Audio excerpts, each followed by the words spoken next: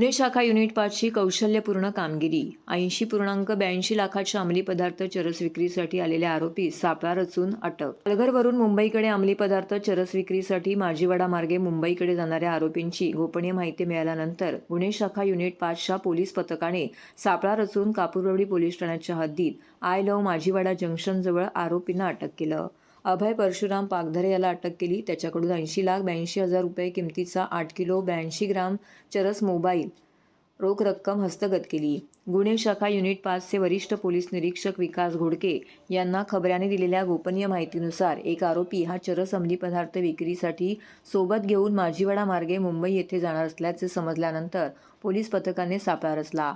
Police पथकाने आरोपी अभय परशुराम पागधरे याला आय लव्ह माजीवाडा जंक्शनजवळ थांबवले आणि ताब्यात घेतलं. त्याच्या अंगझडतीतून 80,82,000 रुपयांचा अंमली पदार्थ चरस हा हस्तगत केला, तर 61,340 रुपयांचा मोबाईल आणि रोख रक्कम असा 81,43,340 रुपयांचा मुद्देमाल ताब्यात घेतला. पोलीस पथकाने अंमली पदार्थ विरोधी कायद्यानुसार कापूरवाडी पोलीस ठाण्यात गुन्हा नोंदविला. या प्रकरणात अन्य आरोपींचा सहभाग असण्याची शक्यता असून आता पोलीस चरसचा साठा कोठून आणला आणि मुंबईत कुणाला देण्यासाठी निघाला होता याबाबत चौकशी करत आहेत. तर दुसरीकडे या प्रकरणात अन्य आरोपी निष्पन्न झाल्यास त्यांच्यावरही कारवाई करण्यात येणार असल्याची माहिती पोलीस उपायुक्त शिवराज पाटील यांनी दिली आहे. ठाणे पोलीस आयुक्तालयामध्ये अंमली पदार्थ विक्री विरोधामध्ये माननीय पोलीस आयुक्त आशुतोष डुंबरे सरांनी वेळोवेळी सूचना दिलेल्या आहेत. त्या अनुषंगानं या ठिकाणी पोलीस स्टेशन स्तरावर आणि गुन्हे शाखेकडून वेळोवेळी कारवाई होत असते. या अनुषंगानं वरिष्ठ पोलीस निरीक्षक युनिट 5 क्राईम ब्रँच विकास घोडके आणि त्यांच्या टीमला एक इन्फॉर्मेशन मिळाली होती.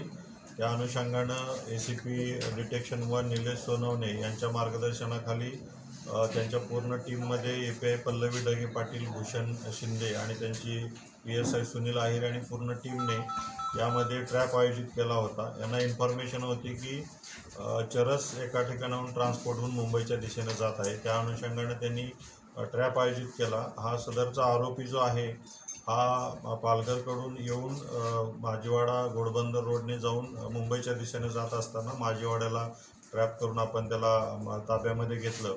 यावेळी त्याच्याकडून आपण अभय परशुराम पागधरे नावाचा आरोपी आहे, वय वर्ष 43 आहे. तो राहणारा डहाणू जिल्हा पालघरमधला आहे आणि याच्याकडून आपण 8 किलो 82 ग्रॅम वजन असलेलं चरस आपण याच्यामध्ये हस्तगत केलेलं आहे. याची जवळजवळ किंमत 80 लाख रुपये आहे आणि याच्यासोबत त्याचा मोबाईलही आपण हस्तगत केलेला आहे. याच्या अनुषंगानं कापूरवाडी पोलीस स्टेशनमध्ये NDPS कायद्याअंतर्गत गुन्हा दाखल करण्यात आलेला आहे. सर्व नागरिकांना आवाहन करण्यात येत आहे की सध्या डासांमार्फत पसरणाऱ्या डेंग्यू या आजाराचा प्रसार रोखण्यासाठी प्रत्येकाने पुढील प्रमाणे कार्यवाही करावी. डेंग्यू आजार एडिस इजिप्ती हा डास चावल्याने होतो. या डासांची पैदास साचलेल्या किंवा साचवलेल्या स्वच्छ पाण्यामध्ये होते. 8 दिवसांपेक्षा जास्त दिवस पाणी उघडे व साचून राहिल्यास त्यात डास अंडी घालतात. अंड्यांच्या अळ्या तयार होऊन पुढे डास तयार होतात.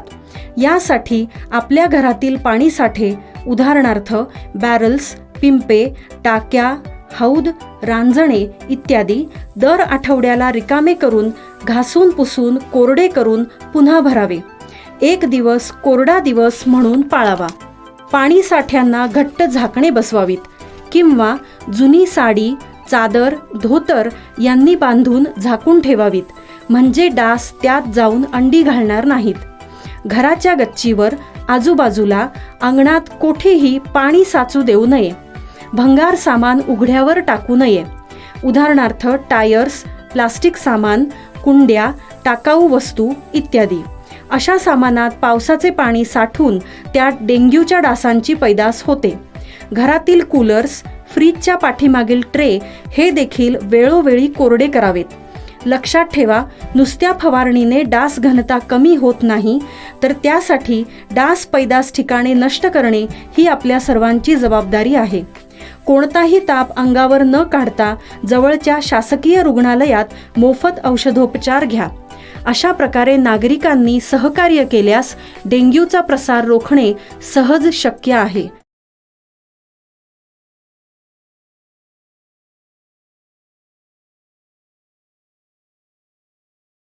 ठाण्यात आज सोल्जर रिपब्लिकन रन संपन्न. देशाच्या 75व्या प्रजासत्ताक दिनानिमित्त आपल्या भारतीय शूर सैनिकांच्या शौर्याचा आणि बलिदानाचा गौरव करण्यासाठी सोल्जर रिपब्लिकन रनचे आयोजन भारतीय जनता पार्टीचे ठाणे शहर उपाध्यक्ष व नवयुग मित्रमंडळाचे अध्यक्ष रमेश आमरे, माजी नगरसेविका स्नेहाताई आमरे यांच्या वतीने करण्यात आलं होतं. सदर रिपब्लिकन रन फिटनेस जागरूकता पसरवण्यासाठी, वीर सैनिकांचा सन्मान करण्यासाठी, निधी उभारून मदत करण्यासाठी व आपल्या राष्ट्राच्या पराक्रमी सैनिकांच्या शौर्याचा आणि त्यागाचा सन्मान करण्यासाठी सोल्जर रिपब्लिकन रन या स्पर्धेचं आयोजन करण्यामागचा उद्देश असल्याचे आयोजक रमेश आमरे यांनी सांगितले.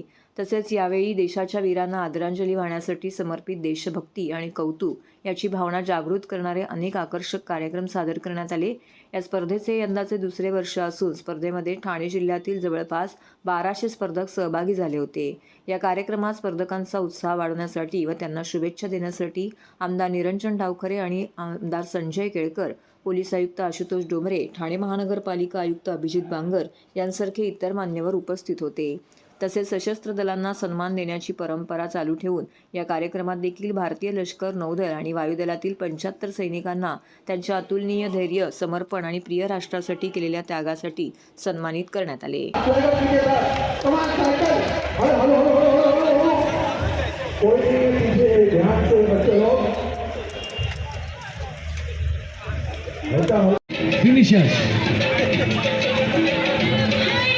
प्लीज क्लैप, जोरदार तालियां बजाइए. तालियां 2 kilometre thank you very much sir. हमारे माननीय आमरे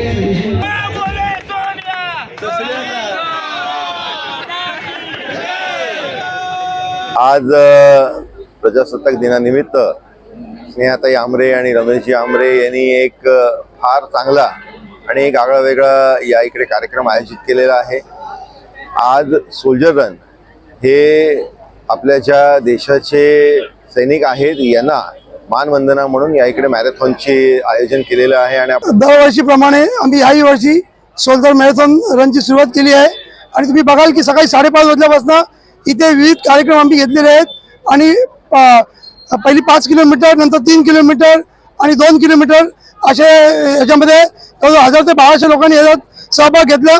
आणि सायकलिंग 40 ते 50 लोक, जी पहिल्यांदा आम्ही सायकलिंगची रेस घेतली त्यात 40 ते 50 लोकांनी पार्टिसिपेट केलं. आणि असाच हा उत्साह, आणि आज आपला रिपब्लिकन डे असल्यामुळे लोकांना अति उत्साह आणि आनंदाचं वातावरण आहे.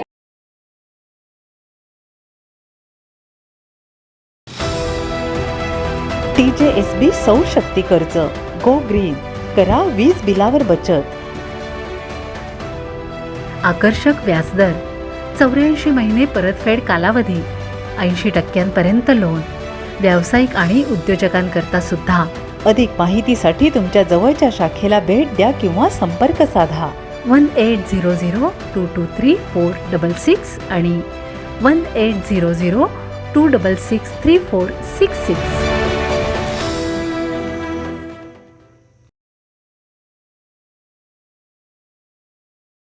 महाराष्ट्रातील 48 जागा इंडिया आघाडी जिंकणार, अखिल भारतीय राष्ट्रीय महिला काँग्रेस अध्यक्षांचा दावा. ममता बॅनर्जी या इंडिया आघाडीसोबतच. इंडिया आघाडी महाराष्ट्रातील 48 जागा लढणार नाही तर त्या सर्व जागा जिंकणार असल्याचा दावा अखिल भारतीय राष्ट्रीय महिला काँग्रेस अध्यक्ष अलका लांबे यांनी ठाण्यामध्ये केला. जर महिला आरक्षण झाले असते तर यंदा महाराष्ट्रातून 13 ते 14 महिला निवडून लोकसभेत गेल्या असत्या. मात्र भाजपाने महिला आरक्षण कायदा लागू न करता त्यांचा हक्क हिरावून घेतला. पण जास्तीत जास्त महिलांना लोकसभेत पाठवण्यासाठी जागा वाटपात काँग्रेसच्या वाटेला येणाऱ्या जागेवरती जास्तीत जास्त महिला उमेदवार देणार असल्याचं सूचक विधानही त्यांनी यावेळी केलं.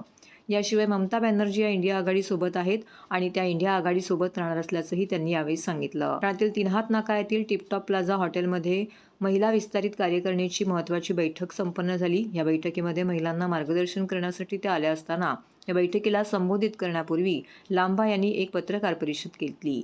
पुढे बोलताना त्यांनी भाजपवरती जोरदार टीका केली. भाजपाने महिला सक्षमीकरण करण्यासाठी 33% महिला आरक्षणाचा कायदा आणला, पण तो लागू कधी होणार हे माहीत नाही.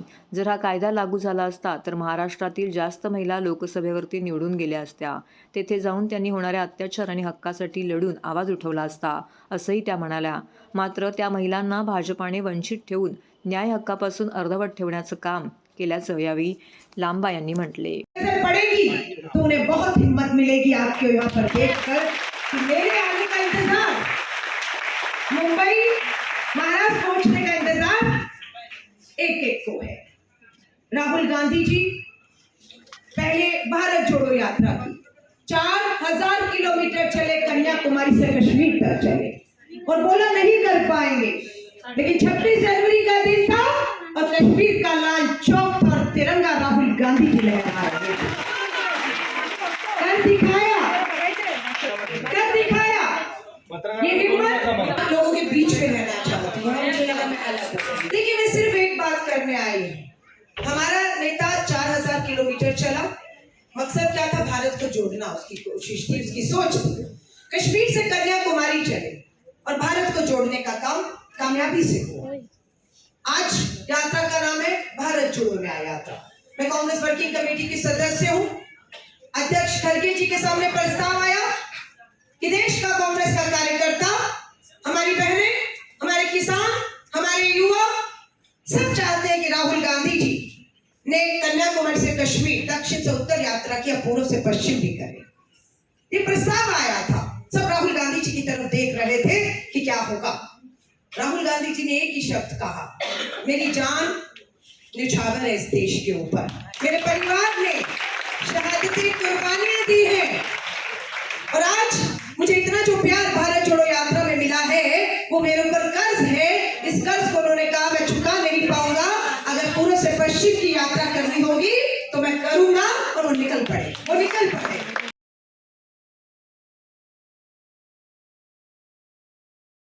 ठाणेकर मालमत्ता करदात्यांसाठी करातील व्याज माफी अभय योजना 31 डिसेंबर 2023 पर्यंत मालमत्ता करावरील 100% व्याज माफ, तसेच 1 जानेवारी ते 15 जानेवारी 2024 या कालावधीमध्ये मालमत्ता करावरील 75% व्याज माफ।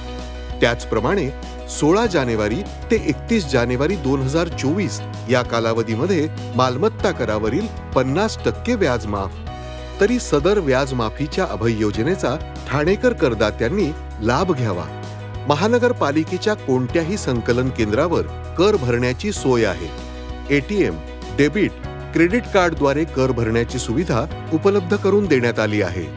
सोमवार ते शनिवार या दरम्यान सकाळी 10:30 ते सायंकाळी 5 वाजेपर्यंत संकलन केंद्राची वेळ असून करदात्यांच्या सोयीसाठी रविवारी संकलन केंद्र सकाळी 10:30 ते दुपारी 1:30 वाजेपर्यंत सुरू ठेवण्यात येत आहेत। यासोबतच ठाणे महानगरपालिकेच्या propertytax.thanecity.gov.in या संकेतस्थळावर ऑनलाईन पद्धतीने मालमत्ता कर भरण्याची सुविधा उपलब्ध करून देण्यात आली आहे।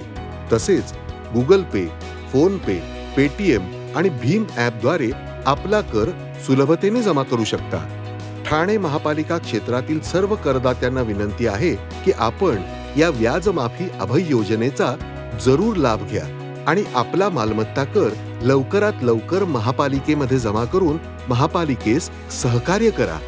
धन्यवाद। प्रजासत्ताक दिनानिमित्त साकेत मैदानावरती शालेय शिक्षण मंत्री दीपक केसरकर यांच्या हस्ते झाले ध्वजारोहण। भारतीय प्रजासत्ताकाच्या 74व्या वर्धापन दिनानिमित्त ठाणे जिल्ह्यातील मुख्य शासकीय ध्वजारोहण पोलीस क्रीडा संकुल साकेत मैदान येथे सकाळी 9:15 वाजता शालेय शिक्षण मंत्री दीपक केसरकर यांच्या हस्ते ध्वजारोहण संपन्न झाले। यावेळी नागरिक, प्रसार माध्यम प्रतिनिधी मोठ्या संख्येने या राष्ट्रीय कार्यक्रमास उपस्थित होते। यावेळी उत्कृष्ट कामगिरी करणाऱ्यांचे मंत्री दीपक केसरकर यांच्या हस्ते सत्कार करण्यात आला। यावेळी जिल्हाधिकारी अशोक शिंगारे, ठाणे महानगरपालिका आयुक्त अभिजित बांगर, ठाणे पोलीस आयुक्त आशुतोष डोंबरे, पोलीस आयुक्त दत्तात्रय कराळे व आमदार संजय केळकर, माजी आमदार रवींद्र फाटक व इतर मान्यवर उपस्थित होते। यावेळी मंत्री दीपक केसरकर यांनी नागरिकांना गणराज्य दिनाच्या शुभेच्छा दिल्या व पत्रकारांनी विचारलेल्या प्रश्नांची उत्तरे देखील दिली। अतिशय सुंदर आणि देखणं असं हे संचलन राज्य राखीव पोलीस बलगट क्रमांक 11, राज्य राखीव पोलीस बलगट क्रमांक 11, प्लाटून कमांडर आहेत पोलीस उपनिरीक्षक योगेश जाधव। नेमणूक राज्य राखीव पोलीस बलगट क्रमांक 11, सुपर न्यूमररी पोलीस उपनिरीक्षक Rahul Patil, Ulhasnagar police station. Super numerary police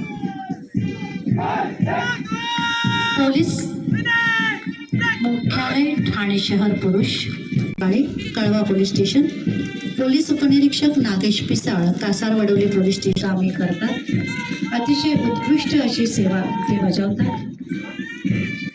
यानंतर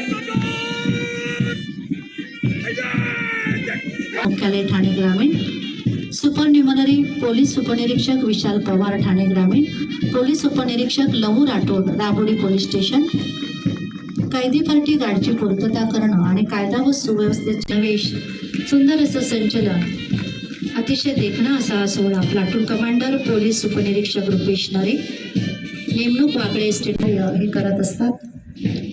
अतिशय देखणा असा हा सोहळा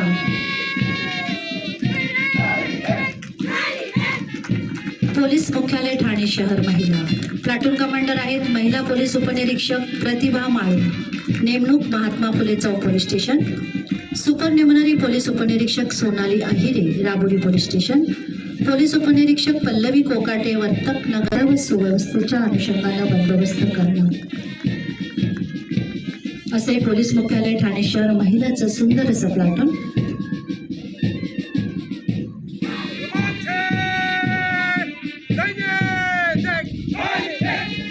शहर वाहतूक शाखा, प्लाटून कमांडर पोलीस उपनिरीक्षक शशिकांत जाधव, नेमणूक मुंब्रा युनिट शहर वाहतूक शाखा, सुपर न्युमनरी आहेत पोलीस उपनिरीक्षक Ramesh Gadve hill line police station, police उपनिरीक्षक आशिष पवार नार.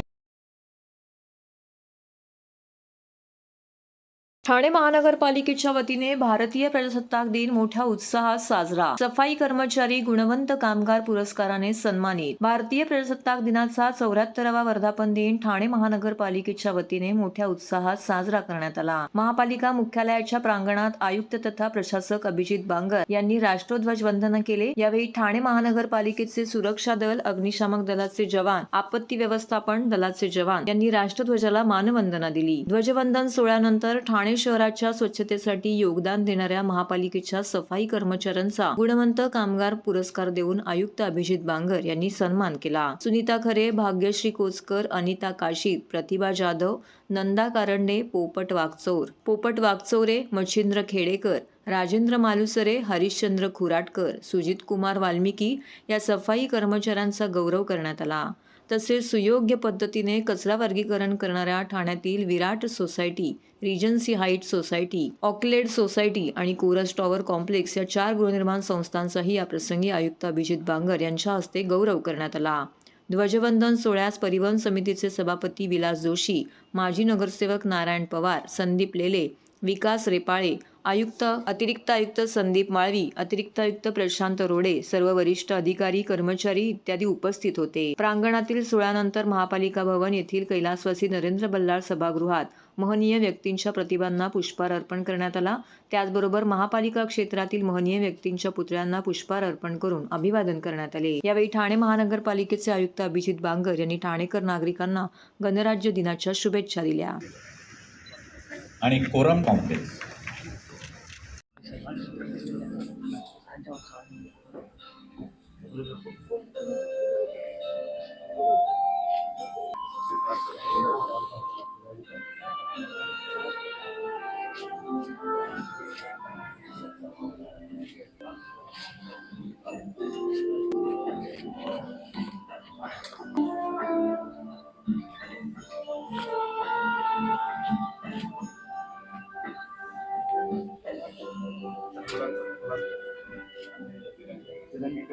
भारतीय प्रजासत्ताक दिनाच्या सर्वांना अनेक शुभेच्छा.